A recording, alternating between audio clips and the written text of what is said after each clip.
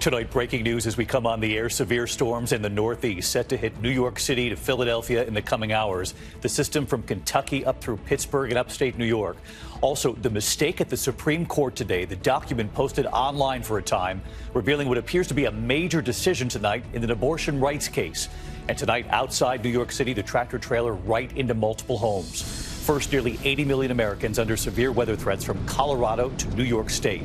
Dangerous thunderstorms, damaging winds coming tonight. Major cities from Washington, D.C. up through Philly, New York City to Boston, all in the coming hours, and Ginger Z is standing by to time this out. Also tonight, that Supreme Court mistake, posting a document online for a time, appearing to reveal the justice's new decision in a major abortion rights case involving women whose health is at risk and who are in need of an abortion in the ER. What the justices appear to have decided. Terry Moran standing by at the court. The presidential debate tomorrow night, will air it right here live on ABC. President Biden and Donald Trump set to take the CNN stage in Atlanta. And the new poll just out tonight, and what it shows who has the slight lead going into this. Tonight, will there be charges in the death of Matthew Perry? This evening, senior law enforcement sources and what they're now telling ABC News. In Russia tonight, American journalist Evan Gershkovich on trial for espionage. The U.S. calling it a sham trial. The Wall Street Journal reporter appearing before cameras for just minutes today. His head shaved in a glass cage. The first American journalist put on trial in Russia since the Cold War. Tonight, no verdict yet in the Boston trial making national news. The woman accused of killing her boyfriend, a Boston police officer, with her SUV. The defendant claims she never hit him, that it was all a police cover-up. And the tense moment in that courtroom today. Outside New York City tonight, the images coming in at this hour, a tractor trailer crashing into at least 2 homes. What we've now learned about the driver. Tonight, the special delivery soon on its way from China. 2 giant pandas and where they're now headed. And we remember a veteran actor from The Bodyguard to Night at the Museum to The Sopranos. From ABC News World Headquarters in New York, this is World News Tonight with David Muir. Good evening. It is great to have you with us here on a very busy Wednesday night. A major mistake at the Supreme Court. A document posted for a time online revealing what appears to be a major new decision in an abortion rights case involving women and the ER. Terry Moran standing by. We also have severe storms moving through the Northeast, New York City, Philadelphia, up through Boston, set to get hit in the coming hours. In fact, we've just been told a severe thunderstorm watch is up right now along the I-95 corridor, including New York, Philly, right through midnight. 80 million Americans on alert for severe weather. The system from Kentucky up through Pittsburgh, Scranton, right up through upstate New York and New England. Again, those major cities, D.C., Philadelphia, New York City, right up through Massachusetts. Tonight, at least 11 reported tornadoes in Nebraska and Iowa, this one near Cedar Rapids. Heavy rain and damaging winds up to 85 miles an hour, slamming Oklahoma City. Let's get right to Chief Meteorologist Ginger Z, tracking it all for us tonight. Hi, Ginger. Hi, David. That National Weather Service just put out that new severe thunderstorm watch you mentioned until midnight because this thick air is primed for storms. And the severe thunderstorms are barely 70 miles to our west. There are already warnings on those that are about to get to Allentown, close to Scranton, and we're watching it closely. So there are also more storms in the south, Mississippi, Alabama with a watch right now. But let's track this northeastern part because by 9 and 10 p.m., it will already be through the tri-state. So all of Connecticut is also in the watch, Long Island too, and it actually goes down to just north of Atlantic City. And you can see why, that little bullseye there on New York at 10 p.m. Washington, D.C. also getting a lot of action. And we're talking damaging winds between 50 and 65 miles per hour. Those are the type that take down trees, can put them into your home, into cars, have 2 ways of getting warning. Boston will get into it by about midnight, and we all will be rid of it. Then it gets back to the plains tomorrow. David. Ginger Z with us again tonight here. Ginger will be watching first thing in the morning. Thank you. In the meantime, tonight, we turn to this major error at the Supreme Court, what appears to be a major new ruling on an abortion rights case that was briefly posted on the court's website before that decision was supposed to be made public. Now, the case is the first since Roe to test a state abortion ban and whether federal law protects access to emergency abortion at the ER when a woman's health is at risk. The document signals that justices are poised to dismiss the case, sending it back to lower courts, which would allow emergency abortions in Idaho for now.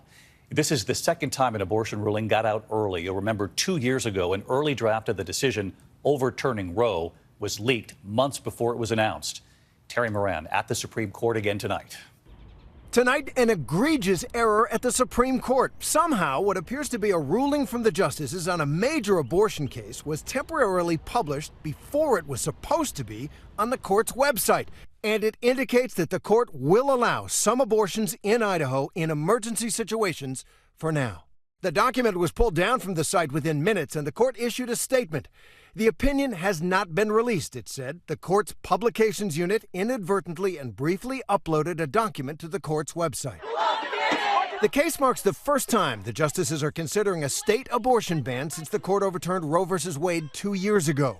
At issue, whether Idaho's ban on abortions, except when necessary to prevent death, takes precedence over the federal law guaranteeing that patients in emergency rooms get the emergency care they need, even in the rare cases when that might mean an abortion. The document today, reported and published by Bloomberg, indicates that by a vote of 6-3, the court's majority will send the Idaho case back down to the lower courts. Still, there were fiery opinions on both sides.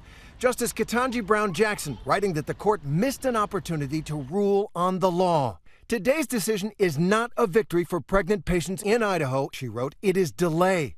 While this court dawdles and the country waits, pregnant people experiencing emergency medical conditions remain in a precarious position as their doctors are kept in the dark about what the law requires. And Justice Samuel Alito almost taunting his colleagues, saying the court should have ruled today to allow Idaho's ban to stand. Apparently, the court has simply lost the will to decide the easy but emotional and highly politicized question that the case presents. That is regrettable. The premature posting of this document, another serious mistake at the court, which has sought to tighten security after the draft of the Dobbs decision overturning Roe, written by Justice Alito, leaked months before it was announced. So let's get right to Terry Moran. He's live at the court again tonight for us. Terry, the court making it very clear in this document, if it is to be believed, if it's the final document, that this is not the final opinion in this case. That's right, David. Justices can revise their opinions up until the moment of an official release. And if this is the official ruling, then that means starting whenever it is released, that doctors in Idaho emergency rooms will be able to perform abortions if needed in order to prevent serious harm to a woman's health. David? Terry Moran, you'll be standing by at the court tomorrow. We'll see if it comes tomorrow officially. Thank you, Terry. We turn now to the presidential debate tomorrow night. We will air it right here on ABC. President Biden and Donald Trump set to take the CNN stage in Atlanta, and the new poll just out tonight and what it shows. Who has the slight lead going into this? Here's our chief White House correspondent, Mary Bruce. Tonight, with just 24 hours to go, the stage is set and the candidates out of sight, both preparing for the biggest moment of the campaign so far. President Biden sequestering at Camp David for nearly a week, holding full-scale mock debates surrounded by more than a dozen aides. Donald Trump says that's not something he needs himself. I think I've been preparing for it for my whole life, if you want to know the truth. And I'm not sure you can lock yourself into a room for 2 weeks or 1 week or 2 days and really learn what you have to know. But behind the scenes, Trump has been preparing, talking policy with advisors, hoping to hit Biden on immigration and the economy. And sources tell ABC News Trump's campaign has also discussed how he should handle an array of thorny issues, including the attack on the Capitol on January 6th. Trump has vowed to pardon those convicted for their actions that day. Or, as I often call them, the hostages. They're hostages. But Trump's advisors are hoping that on the debate stage, he'll narrow that pledge and offer pardons only on a case-by-case basis. Biden is preparing to present Trump as a threat to democracy. His campaign setting the stage today with the endorsement of former Republican Congressman Adam Kinzinger, who served on the House January 6th committee. Kinzinger describing himself today as a conservative, firmly backing Biden. Who's going to fight for people and who's going to fight for himself? I think there is nobody that believes that Donald Trump is more of a person committed to this country and to doing things for others than Joe Biden is. Always good to have Mary Bruce here in New York, not in Washington for a change. You're here for our coverage tomorrow night. In the meantime, both campaigns know very well how close this race has been in the national polling. 1 or 2 points going back and forth for many weeks now. A new poll just out tonight on the eve of this first earliest ever debate. And what does it show? Well, David, this race continues to be neck and neck. This new poll shows Donald Trump, though, with a slight lead, up 4 points nationally. Now, the Biden campaign is well aware of this, and they see tomorrow night's debate really as a chance to break through to those critical, undecided voters who may not have fully engaged in this race yet and make clear to them the stark choice before them. And this poll also shows that a lot of people will be watching. It shows 73% of voters plan to tune in. All right, Mary, you'll be right here with us. Thank you, Mary. Again, the debate tomorrow night. You can watch the CNN presidential debate right here on ABC. We will air it right here. Our team will be here starting at 8 p.m. Eastern to help set up the night, and then the debate at 9 p.m. Of course, we hope you watch right here with us. Mary, thank you. We turn to the other news here, into Russia tonight, where American journalist Evan Gershkovich is on trial for espionage, the U.S. calling it a sham trial. The Wall Street Journal reporter appearing before cameras for just minutes today with his head shaved. He was in a glass cage, the first American journalist put on trial there since the Cold War. Here's Martha Raddatz. Tonight, Evan Gershkovich back behind bars after photographers got only a brief look at the young journalist. His head now shaved, but the same quick smile, even after 15 months in a Russian prison. Have you managed to visit Evan? Here? Yeah. No, we have not. Gershkovich's trial on charges of espionage is being held in complete secrecy.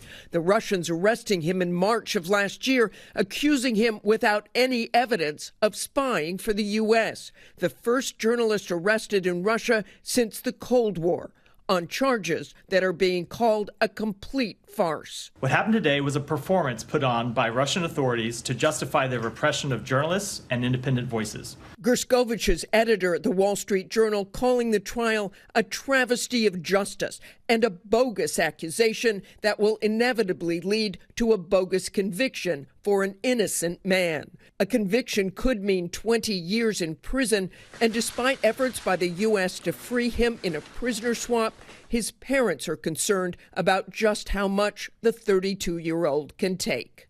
U.S. officials put a significant offer on the table months ago to secure Evan's freedom as well as Paul Whelan's. And tonight, the State Department saying they continue to work privately to secure their release. David? Martha Raddatz, who continues to report on this case. Thanks, Martha. Now to Boston, back here at home, to a murder trial making national news. No verdict yet tonight. 2 days of deliberations now. A girlfriend accused of killing her boyfriend, a Boston police officer, with her SUV. The defendant claims she never hit him, that it was all a police cover-up. And the tense moment in that courtroom just today. Here's Ariel Reshef. Tonight, day 2, and still no verdict in this closely watched murder case gripping the Boston area. Karen Reed accused of intentionally hitting her boyfriend, Boston police officer John O'Keefe, with her car in 2022, leaving him to die in the snow. But her legal team arguing that didn't happen, instead saying police engaged in a cover-up and that O'Keefe was left for dead after a fight inside the home of another officer. And today in court, a tense exchange between Reed's attorney and the judge over the verdict slip, the document the jury will ultimately have to fill out when they reach a decision. How do they decide that she's not guilty of the first subordinate charge, involuntary manslaughter? Okay. Anything else you want to say, Mr. Jackson? I'd like an answer from the court. How do they decide that she's not guilty of involuntary manslaughter on that verdict form? That's their decision to make. The judge then admonishing Reed, seen here sitting next to her attorney, appearing to shake her head. Excuse me? This is funny, Ms. Reed? All right, we're done. Later today, the judge eventually agreeing to incorporate the proposed change. David, the jury heads back to court tomorrow to continue deliberations. All eyes are now trained on a possible verdict in this closely watched case. David? Ariel Reshef on this case again tonight. Thank you. There is news tonight in the investigation into the death of actor Matthew Perry. Authorities want to know who supplied Perry with the illegal drug that killed him and what senior law enforcement sources are now signaling to ABC News. Here's Matt Rivers tonight. Tonight, law enforcement sources tell ABC News multiple people could be charged in the death of Matthew Perry as the investigation into who supplied the actor with the drug ketamine comes to a close. Requesting 2 additional units and a supervisor respond to Bluesdale Drive. The 54-year-old Friends star was found unresponsive in his jacuzzi last October. An autopsy revealed Perry died of the acute effects of the drug ketamine after losing consciousness and likely slipping under the water. The actor had opened up about a long battle with addiction in his memoir, telling our Diane Sawyer just how bad it got. 55 Vicodin a day, which is where I was. 55. Yeah. Before he died, Perry was getting a ketamine infusion therapy for depression and anxiety. But the autopsy concluded the drug found in his system was not from that medical therapy. Ketamine is also used as a recreational drug, and investigators have been digging into who supplied Perry with the illegal ketamine that killed him. Who was he talking to prior to that? Anybody that could possibly have given him ketamine. Was he getting it through the mail? And David, we know this investigation has involved the U.S. Postal Service. The U.S. Attorney's Office will soon decide whether to bring charges in this case. David? Matt Rivers in Los Angeles for us. Thank you, Matt. When we come back here, the images coming in tonight outside New York City, the tractor trailer slamming into multiple homes, what we know about the driver at this hour. We also remember a veteran actor known for so many roles, from The Bodyguard to The Sopranos. And Deborah Roberts tonight with the cast of the hit The Bear, right here tonight. Tonight, the images coming in from just outside New York City, a tractor trailer crashing into two homes in Carteret, New Jersey, the truck slamming into the back of both houses. Authorities say the driver suffered a medical incident. He's in critical condition at this hour. The truck was still in gear, the tires still spinning. Authorities say his foot was stuck on the accelerator. They actually had to break through a window to get him out. When we come back here tonight, remembering a beloved actor from Night at the Museum to The Bodyguard to The Sopranos. And tonight, Deborah Roberts with the cast of The Bear. To the index of other news tonight, we learned today that actor Bill Cobbs has died, a veteran actor for more than 50 years, appearing in more than 120 movies and TV shows, including The Bodyguard and Night at the Museum. Former co-stars remembering him as a true gentleman. Bill Cobbs was 90 years old. Tonight, two giant pandas will soon be right here in the U.S., China holding a farewell ceremony for Yun Chuan and Xing Bao. They will make their debut at the San Diego Zoo in the coming weeks after adjusting for a few weeks once they get here to the U.S. When we come back here tonight, the hit show about a restaurant. Tonight, Deborah Roberts with the cast of The Bear and how they describe the show in one word. Finally tonight here, the hit show The Bear is back. The new season now streaming on Hulu. Deborah Roberts with the cast here this evening, turning up the heat in the kitchen. Fire everything right now! Yes, chef! Yes, chef, The Bear is back and bringing more heat from the kitchen. If you could describe The Bear in one word, The Bear is? Pressure. Hopeful. The Bear is human. The Bear is human. It's the smash hit about a restaurant in major need of a revamp after a family tragedy. I have every intention of turning this into a respectable place of business. What is it about this collection of characters that people just gravitate toward? I think that feeling of loneliness met by the need for belonging and then feeling like you're a part of something bigger than yourself, that's such a human and universal thing. The Bear's cooking up new drama in his highly anticipated third season. There is chaos, there is intensity, and the way it's shot, your heart is truly pounding. Watching you all, do you feel that as you're filming it? It's shot in a very visceral way. It's a real marriage between the actors and the crew. It is so volatile, and there's real flames and real knives in the kitchen. Real knives. Small spaces. Jeremy Allen White plays Carmi, a talented young chef who's come back home to Chicago to run the family restaurant. Have your cooking skills improved? Yeah. Mine have gotten worse. I got to go to culinary school. I started it at absolute zero, so it's not difficult to get better when you're that terrible going in. Smoked cherry. Ayo Adebari charming audiences as Sydney, the passionate, ambitious sous chef by Carmi's side as he launches The Bear. I think the root of their relationship is its passion and its respect, and it's seeing that same fire. They want to push themselves and they want to push each other. Is it always the best?